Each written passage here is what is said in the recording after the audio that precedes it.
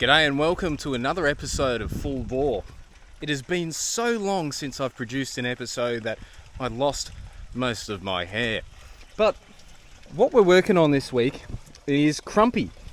Now, probably one of the last episodes of this channel is me putting a new engine in Crumpy because the previous engine swallowed a screw and destroyed my piston rings and my piston. So what we did is we found a 18RC, 18RU, put this engine in to replace the 18RG that was in it because it had pretty much self-destructed. Now the trouble is, this one has swallowed a nut. What actually happened, I was off-roading, the car shut off and had pretty much no compression, which was super weird because like generally it'll lose compression on one cylinder if you've lost one lung, etc, etc. Turns out that when I purchased this engine, the rocker cover was already off of it. Sitting in the top somewhere underneath a rocker arm or in the timing chain guide or somewhere was a 12mm nut, which then fell down into the timing gear and timing chain, causing it to skip a beat. Well, I literally just put this engine in. And now I'm having to strip it apart to retime it and find a nut that shouldn't be in there. But, should be good. So the game plan for Crumpy this weekend is a 4-step plan. First off, we've got to remove the timing cover to repair the massive hole that the 12mm nut has punched through it. We also have to locate said 12mm nut so it doesn't cause any further damage. Then we have to retime the engine as it skipped a whole bunch of teeth on the timing chain. Luckily it's a non-interference motor so it hasn't caused any damage. And then we have to go 4-wheel driving, because really, what is the point if we don't go for a bit of off-roading once you've worked on your car all weekend? What's she gonna need for Rego? I think we might need that for Rego. Swivel hubs might need doing before next service. What else we got? How you going there, Dave? Is that dent in your sump because you did hit it, or? Yeah. Oh, it's not hitting it that bad, is it? No.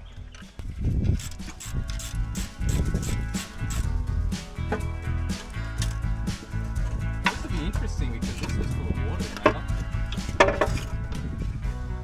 And where's nuts up not in there? So I wonder where the nuts ended up. Oh, what's that thing down? Hey.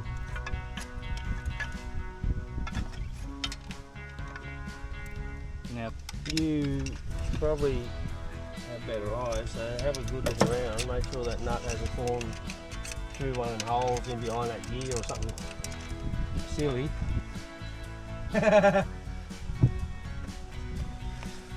There's your problem. Fame heck. You have ruined my life. Now that we'd found the cause of the issue, which was a stray rocker cover nut, it was time to repair the massive hole in the timing cover. Now, without the ability to weld aluminium, we had to resort to a new high-tech composite material known as fiberglass bog. Now, this stuff is essentially what they make Chevrolet Corvettes out of, which means that we were actually increasing the performance of Crumpy by reducing its overall weight. That's a good shot. Might pick it up with my fingers. That'll do it.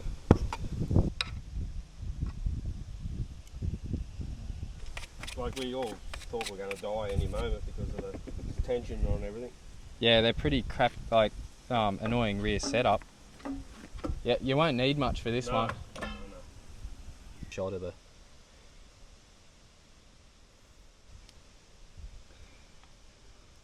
You should have been a cake maker, Dave. Yeah. There's some wedding cakes with RTV silicon. Yeah. Probably won't go as easy this time, or will it? Oh. Just watch that head gasket. Trouble is you can't really come up on it, hey? We're going to have to put a bead around the front.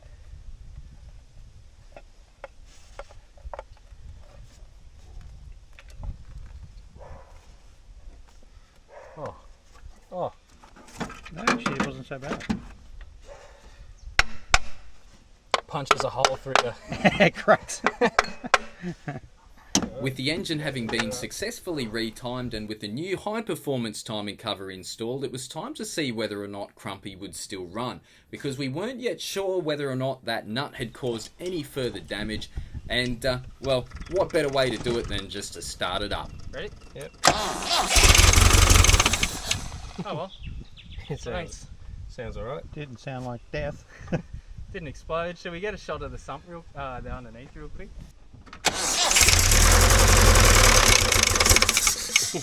Alright. She's pretty rattly. I should have brought the...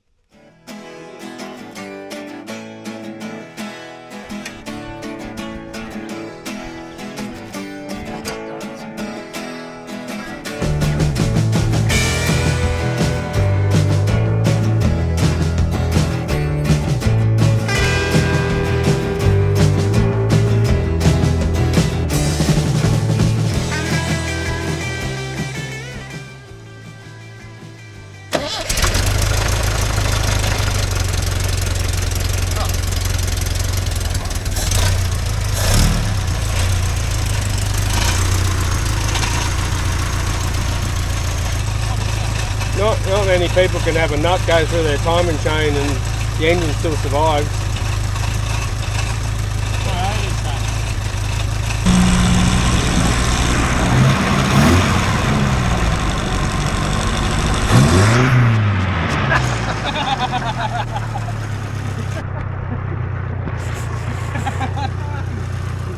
All the final stuff on Crumpy has been buttoned up, and it's time to take it four-wheel driving once again. I think this is the third time I've had the motor out. Oh, well, I had to do like major reconstructive surgery to Crumpy. So, fingers crossed. Oh yeah. Woo!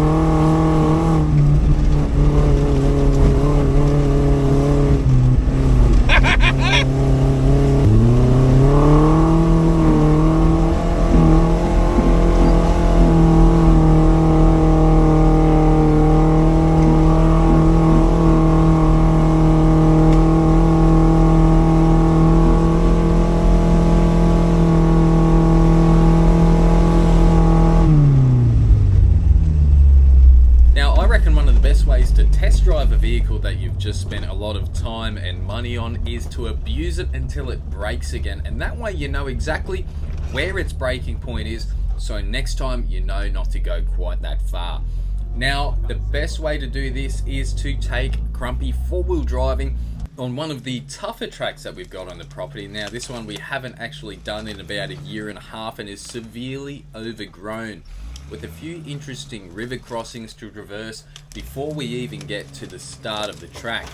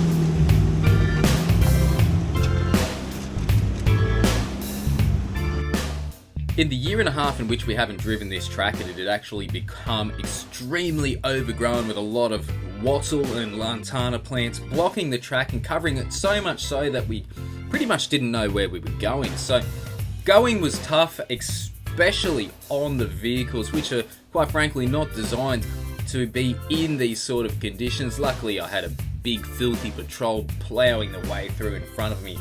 But it wasn't long into the track where I realised that my clutch was actually starting to fail. Now it was leaking out hydraulic fluid, the clutch fluid, and I was losing my clutch every time I pressed down on the pedal. It's like the third time I've topped that up in like minutes.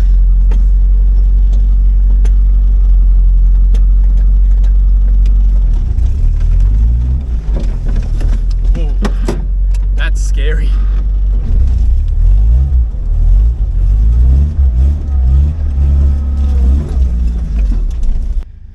So the situation is, Crumpy's running really good, but the clutch is leaking like a sieve. The hard line has broken through. So I've pretty much got no clutch.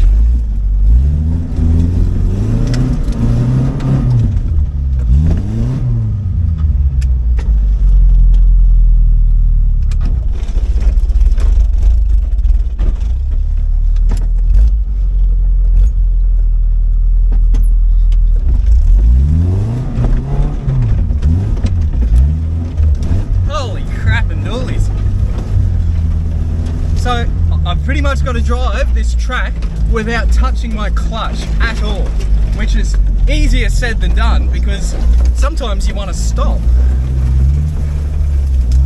So what I've got to do when I get back to camp is find a bit of brake line from another car that's not in use, pinch it, and then bend it up into the right shape to fit the spot where the clutch line is.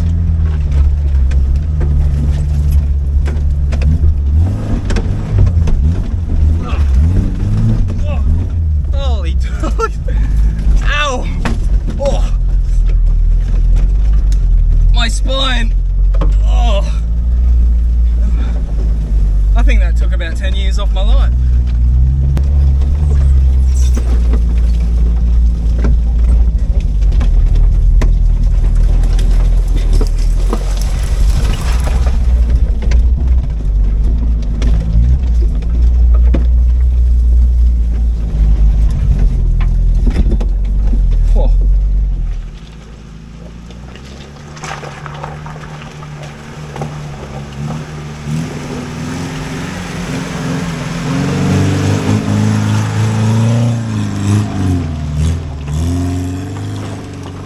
We're currently getting pushed by a Nissan Patrol because I don't have any clutch and it's got so bad a vapor lock that it will not run.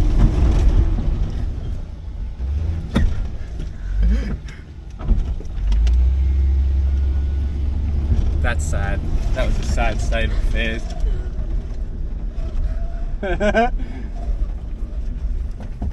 Well, that pretty much concludes this episode of Full Bore. I'm super stoked to have the engine running again in Crumpy. The fiberglass fix for the timing cover is holding up really well. The same can't be said for the rest of the vehicle because on that little four-wheel drive trek that we just did, unfortunately the clutch stopped working because the hard line that comes out of the clutch master cylinder is starting to leak. So it's leaking just there. It's a bit difficult to see, but that's the hard line. The flare is leaking severely, which probably means that the flare is cracked underneath that flare nut. Also, I ripped the rear brake line out of the vehicle as well, which was good fun. So as you can see there, the brake line is completely ripped out of the T-junction. So we had to use a pair of vice grips to get us back. Exhaust is hanging down. That's pretty much rooted. We'll have to look into a way to get that not so rooted. And also the thing has a massive vapor lock issue. And that's probably because I've got a clackety-clack fuel pump under the bonnet near the engine. That's heating up, and it's also a deadhead system to the carby. So what that means is that essentially all the fuel is vaporizing before it gets to the carby. It runs like poo-poos. So we might have to relocate that to the back of the vehicle so that everything's pressurized up to the engine bay. Also my battery tray, which is made out of bits of kind of door card from a Kia Sportage, works super well. And it hardly even shorted out on anything. But look, the engine's running good, and that's probably all that counts, isn't it, Dave? Yeah, it counts. Yep. A lot, I suppose. But yeah, look, other than the clutch and the brakes, we'll be hitting some more tracks in a future episode of Full Bore. Also, the engine mount is severely broken, so the engine kind of flaps about and hits the drive tunnel as well. Forgot about that one. Anyways, we'll catch you next time on the next episode of Full Bore.